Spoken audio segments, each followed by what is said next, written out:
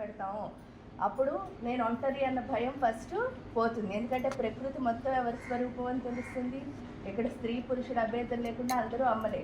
కాబట్టి చూసింది ప్రతిదీ అమ్మే అయినప్పుడు అమ్మ దగ్గర ఇంక సెక్యూరిటీ ప్రాబ్లం లేదు. ఎందుకంటే మా అమ్మ ఎప్పుడు నాకు రక్షణే, మా అమ్మ ఎప్పుడు నన్ను బాధ పెట్టదు. కాబట్టి ప్రపంచం అంతా మనకి ఎలా మారిపోతుంది అంటే ఫ్రెండ్లీగా మారిపోతుంది. ఆ తర్వాత రెండో లక్షణం ఏమిటి, ఇందులో ఏది వేసినా సరే దాని రూపం బూడిదవుతుందిట. ఏదైనా వేయండి, తలుపు వేయండి, మనిషిని వేయండి, ఇంకేదైనా వేయండి, ఆకారం మాత్రం మారిపోతుంది. ఇక్కడ ఏ ఆకారం మారుతుంది అంటే నేను అంటే శరీరం కాదు, నేను అంటే ఆత్మ. ఎలాగో అంటే మంత్రంతో ఎప్పుడైతే బూడిద కలుస్తుందో దాన్ని విభూతి అని పిలుస్తారు. విభూతి అంటే అర్థం తేజస్సు అని. ఆటోమేటిక్గా మన యొక్క ఆత్మకి తేజస్సు అన్నది పెరుగుతుంది.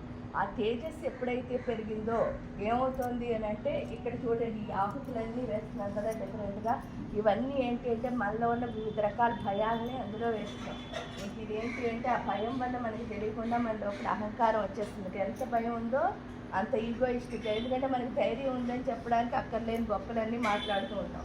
వాటికి ప్రతిగా అది వేస్తాం. అంటే మన భయాన్ని అహంకారాన్ని ఎప్పుడైతే పాముగొండంలో వేస్తామో అది బూడిదైపోయి మన ఆత్మకి తేజస్సు అన్నది రావడం మొదలుపెట్టగానే మనకు ఒక విషయం అర్థమవుతుంది. చూడండి, ఇందులో నీళ్ళు పోయగానే నీటి ఆకారం ఏదని చెప్తున్నాం, గ్లాసు. అదే కనుక ఇలాంటి బౌల్లో పోసాం అనుకోండి, నీటికి ఆకారం వెంటనే ఏమవుతుంది, దీని ఆకారం. ఇందులో పోస్తే ఈ ఆకారం. అంటే నీటికి ఆకారం ఉందా అని ప్రశ్నిస్తే లేదు. కానీ పాత్రని బట్టి దాని ఆకారం ఏ విధంగా అయితే మారుతుందో దేవుడు కూడా అంతే. దేవుడు అంటే ఒక శక్తి. ఆ శక్తిని దేనిలో నింపితే ఆ ఆకారంలో కనిపిస్తుంది. అందుకే మనకి ఎంతమంది దేవుళ్ళు ఎన్నుకున్నారు అని అంటే ఎవరైతే దైవశక్తిని వాళ్ళలో నింపుకుంటారో వాళ్ళు ఎవరి కింద మారిపోతున్నారు, దేవుడి కింద మారిపోతున్నారు.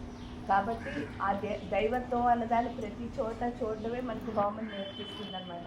ఇంక ఈ వారాహి హోమాన్ని ఎందుకు చేసుకుంటున్నాము, వారాహి హోమాన్ని ఎందుకు చేసుకుంటామంటే వారాహి అమ్మవారు ఇప్పుడు కిరిచక్ర రథారూఢ దండనాథ పురస్కృత అని చెప్పి లలితాదేవి రాణి అయితే ఆవిడకి సైన్యాధ్యక్షురాలు ఎవరు అంటే వారాహి. మొత్తం ఆవిడ సైన్యాన్ని అంతా